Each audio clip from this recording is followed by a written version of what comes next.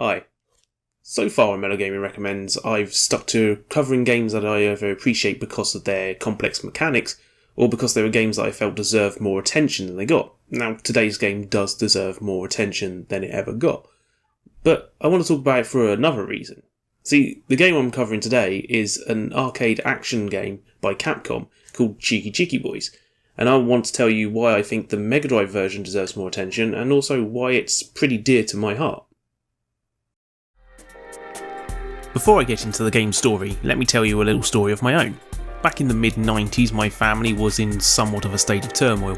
My parents were getting divorced, and this came shortly after we had all moved to the town of Burton-on-Trent. My brother and I were given a Mega Drive, possibly as a way to make sure we were suitably distracted from all what was going on. We had a decent pile of games, but it wasn't like we'd get new ones every week. In town there was a shop called B-Wise, one of those shops that would sell pretty much anything they could cheap. My mum used to shop there quite often, and in one corner of the store there was a stand of various Mega Drive games, all well past their release day prime. Usually they were fairly cheap, rarely more than 15-20 quid. Every week we'd ask for a new game because we were kids and didn't understand financial predicaments yet, and every week mum would say no. Until one day she didn't say no, she said yes, and we suddenly had to figure out what we were actually going to play from the shelf. So we perused it and debated it and narrowed it down to 2 games. Today's game, Chiki Chiki Boys, and Chakan the Forever Man. I think I'd wanted Chakan because years back when it first released I thought it looked cool. Thankfully I had my mind changed by the bright cartoonish colours of Chiki Chiki Boys. I can guarantee after having played it years later that this would not have been an episode about Chakan the Forever Man had we chosen differently that day.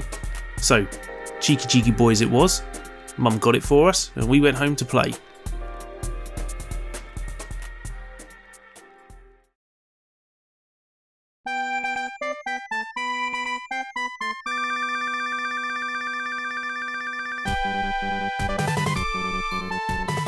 After getting home and realising that the Mega Drive version of Chiki Chiki Boys wasn't a 2-player game, despite having 2 characters on the front of the box, I was that dumb, my brother and I would take turns playing as far as we could in the game.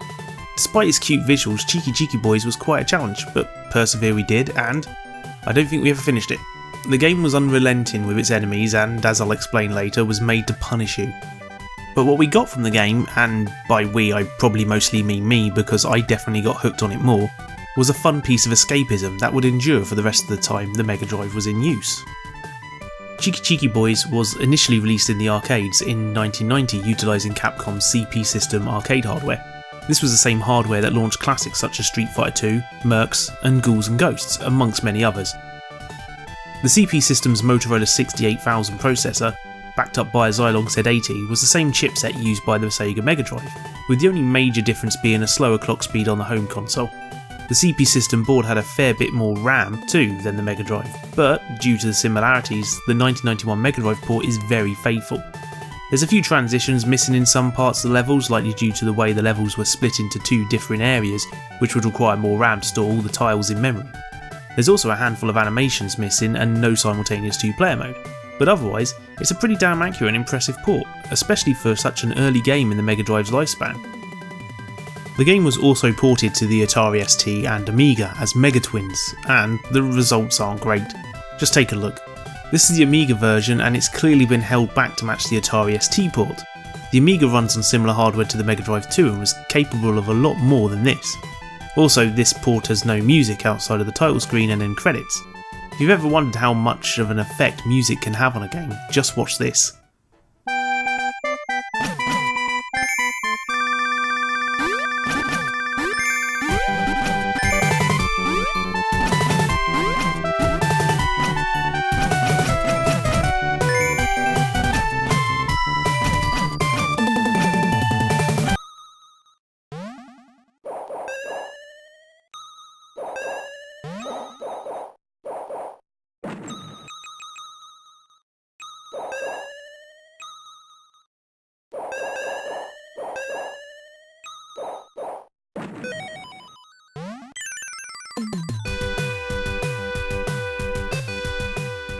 The game was also ported to the PC Engine CD in Japan and features remade CD quality music and multiplayer, but has slightly downgraded graphics and less enemies on screen, making for a much easier game. The game goes for quite a high price on eBay these days too. Yikes. Now how about the game's story? Chiki Chiki Boys is set in a fantasy realm called Illuria. The people of Illuria have had peace for thousands of years, and when, one day, the world comes under siege by an army of monsters, they were unable to defend themselves as they had forgotten how to fight. Unfortunately for the Illurians, they were almost entirely wiped out, except for the twin children of their king. 15 years later, the twins have grown up and heard tale of the Dragon Blue Eye Stone, which can restore the land to how it once was. They set off on their quest seeking help along the way and battling monsters of all kinds over land, sea and air before venturing into jungles, temples and castles on their way to defeating the evil responsible for the fate that befell Illuria. Quite epic stuff for a game that started life in the arcades really. As for the gameplay, it's pretty simple hack and slash stuff. You jump around smacking enemies about with your sword, steal their money and beat the level's resident boss monster. You'll also pick up these glowing clamshells to gain extra magic. Why do clamshells give you extra magic attacks? That's just video games I guess. It isn't super complicated, so don't expect me to spend half the episode discussing game mechanics on this one. There are some little gameplay complexities though. First off, you'll have to choose which of the twins you wish to play as. The blue twin does more damage and has wonderful hair, whilst the red twin can carry more magic attacks and has his hair covered, so we're unsure if his is wonderful also. Once you pick the blue twin, you can begin questing. As mentioned, you'll collect coins from enemies and also from treasure chests scattered around the levels, some of which are hidden and require a few sword swipes to uncover. Money is key to making your way through the game. At the end of every stage, you'll be able to buy upgrades in the form of improved swords and shields. Swords do more damage, shields give you more health. You can also top up your health bar, magic and buy continues. Well, one continue. Did I mention this game is tough? On every level you'll only have one continue, so die twice and it's game over and you have to start over again. If you lose a continue on a level, you'll need to buy one from a shop to have one on the next level. If you lose a continue, your money is halved upon respawning, which can seriously hamper your ability to buy better swords and shields. The first 3 stages are playable in whatever order you like. The levels are based on the earth, the heavens and under the sea, each leading you to meeting a god who will provide you with new magic. By the way, you may have noticed the somewhat profane names I've been giving my Mega Twins. This is entirely for puerile reasons and something I did ever since I owned the game as a kid. Basically, it's because of this. Look, it's not big and it's not clever, but I do still laugh every time. Also, the Amiga version only allows 3 letters for your name, meaning I couldn't call my guy Wank. Another strike against that port. Anyway, after finishing these 3 stages, you'll be sent on a linear path through 5 more stages, heading through the jungles, into an Atlantis-like castle under the sea, and up into the clouds to the final boss castle. It's quite the epic journey. Now, as I've mentioned, the game is pretty tough, but clearly it's a game for babies, and is no challenge for me.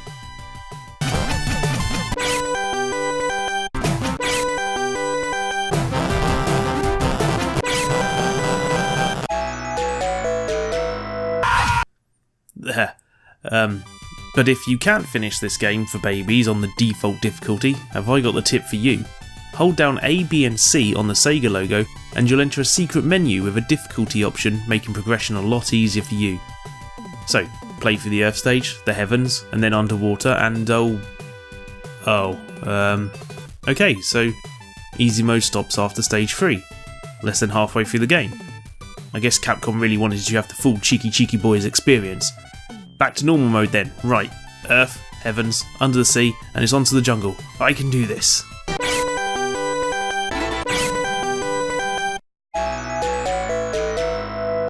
Okay, so this game's pretty nails, and I could have sworn I beat it as a kid. And even though I joked earlier about picking the blue twin as the default, the red twin was actually the one I got further with in the recording sessions for this video. Now this may be a game for babies, but it's a game for double hard babies that smoke and carry knives. But you know what? I think I know a way I may be able to beat these Chiki Chiki Boys into submission. Wait, no.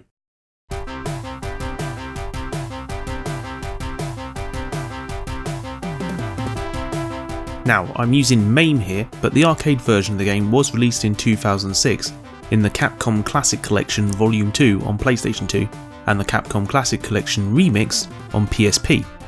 I own neither, but the Capcom collections usually have pretty rock solid ports.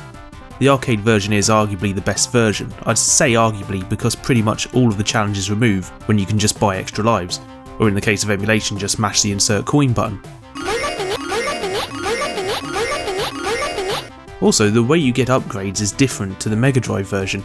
In the arcade version, you pick up new sword and shield upgrades from chests as you progress.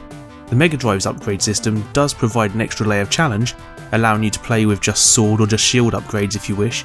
So if you like having a little extra control, the arcade version may not be for you. What you do get with the arcade version though is the best looking and playing version of the game. The transitions between areas are all here, including a few extra animations at the start of the levels. There's no slowdown, which the Mega Drive version is prone to when the screen gets very busy. And you can rescue bikini-clad ladies who give you a kiss and make you blush. Aww, that wouldn't fly today. Chiki Chiki Boys is one fun game to play through to completion. Each level has its own unique feel with some of the most gorgeous colour palettes you could imagine. Seriously, games aren't made this colourful anymore. Not even the retro-styled modern games go for this sort of vibrancy. Boss battles are pretty fun and gradually get more and more weird. The manta ray, little boy floating on a cloud and the two-headed dragon are pretty normal. And what do you expect from this sort of game, with this sort of Greek mythology theme? You'll fight a couple of the bosses a second time, usually with a slight variation. And then there's this bean throwing guy named Ben Rasp. He throws a bunch of bean pod enemies at you and, when that fails, decides to jump on you a lot. Odder than him though is this vampire. Now a vampire opening his wings and having bats fly at you isn't super unique. A vampire that's only wearing boxer shorts is. He's a little tricky to beat, but not too tough. Also, when he dies, his boxers fly through the air and you can make them land on your head, which has the brilliant effect of stopping you from being able to move to collect the falling coins. This vampire guy wins the awards for being the weirdest and possibly prison-bound creepiest in the game. So we've caught up to where my Chiki Chiki boy was mercilessly beaten to a pulp on the Mega Drive version. Let's see what's up next. We climb this tower, which actually feels harder than the Mega Drive version, and fight the Stone Scorpion boss from earlier. Piece of cake. Then we're in the clouds and must make our way over this treacherous path of flames, and way too many enemies. Arcade games, man. We fight that cloud boss boy from stage 2, except now he's a little more aggressive and looks like the bastard son of the Jolly Green Giant. Green Giant! We reach the base of another tower and fight a giant robot tank miner bot. He's actually a bit tricky. Kudos for just chucking in any kind of boss you felt like, Capcom. Now, we begin our final ascent.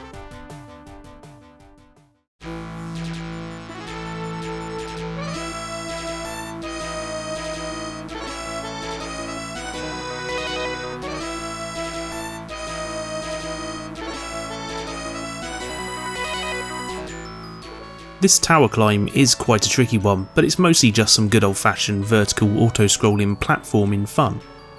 There's a few pickups along the way, but no boss to worry about here. Just avoid falling in the flames and you'll be fine.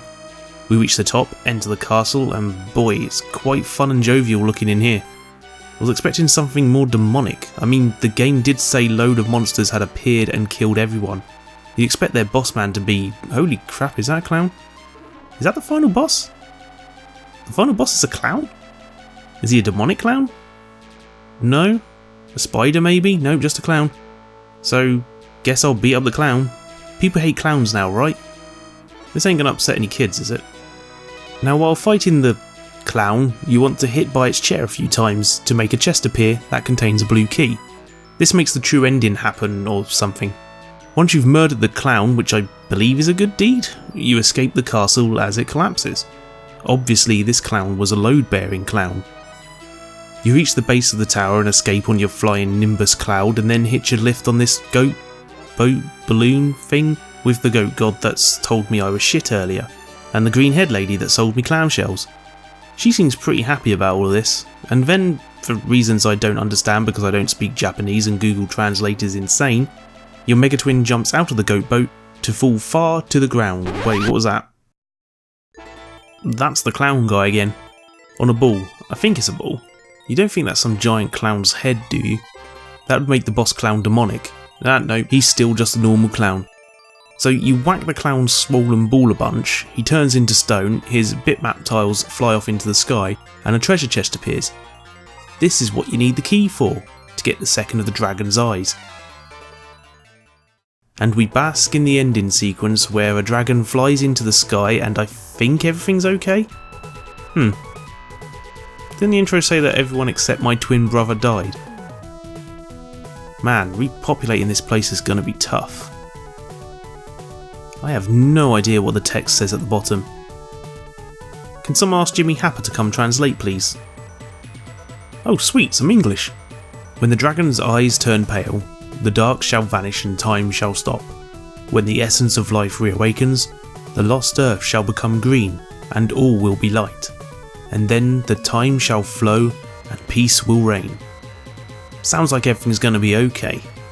Oh my, that is flickering. Does that say poo? Oh god, I've got to turn this off before we have a Pokemon Porygon episode incident on my hands. So that was Chiki Chiki Boys. It's a game that I cherished a load as a kid. Escapism meant a lot to me during my younger years when my parents were splitting up and I was spending most of my school days getting punched in the face for being me. Lost a tooth once thanks to a kid punching me. Joke's on him though, that was a baby tooth and it grew back. I held on to the game for a few years until one year, for my birthday, my mum got me a Sony PlayStation. This must have been way beyond her means and I don't think I quite appreciated that at the time. At some point, in an attempt to get as many new PlayStation games as I could, I rounded up a load of my Mega Drive and Game Boy games and traded them in. And of course, Chiki Chiki Boys was in there. I still liked the game, I even had my Mega Drive hooked up in my bedroom still, although it was gathering dust. I probably only got £4 or something equally paltry for it. Years back when I first started this channel, Paul and I would talk about games we'd like to play on here. One I've kept coming back to was Chiki Chiki Boys. It reminded me of happy memories in the midst of some sad times. About a year or so ago I started these Mellow Gaming Recommends videos and Chiki Chiki Boys came up again. I've wanted to do this episode from the very start. It was almost episode 2 and then 3, I kept putting it off because I wanted to get better at these vids before I tackled it. I wanted to do it justice. I managed to find a box copy with the instructions and everything just like I would have kept mine, for a good price a few months back and have been playing it off and on since then. This is definitely a mainstay in my collection now. What I'd like to say at the end of this is, kids, don't go trading in games for a pittance if when you think about them they make you smile. Even if it's Gears of War or the latest FIFA. If you have good memories associated with a game, don't pass up the chance to relive those at will to get £2 off something in game. Hold on to it because 10 or 20 years from now you may want to revisit that game. Or maybe it's a film or an album or anything. These physical objects you can hold, these things, they can be powerful. They can mean something to you.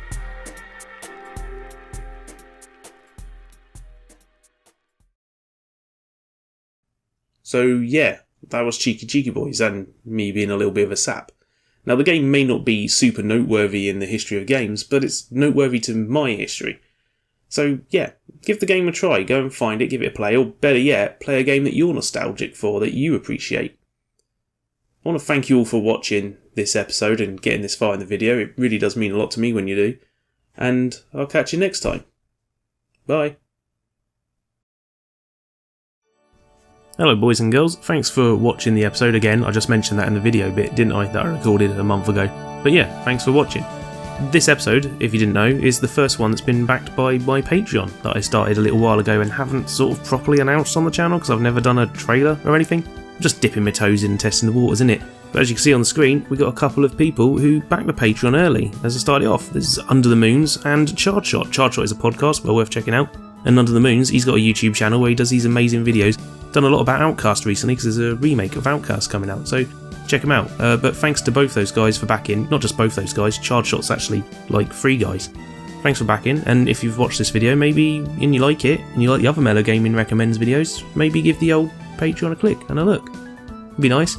I don't need to push you towards that, but I'll just say, you get everything, you get the episodes a day early, you get access to the Discord, and you'll get in on any secrets and polls and behind the scenes stuff. It's awesome, isn't it? Check it out. I'll catch you later. I'm not good at these, like, plugging my stuff things at the end of videos. Bye.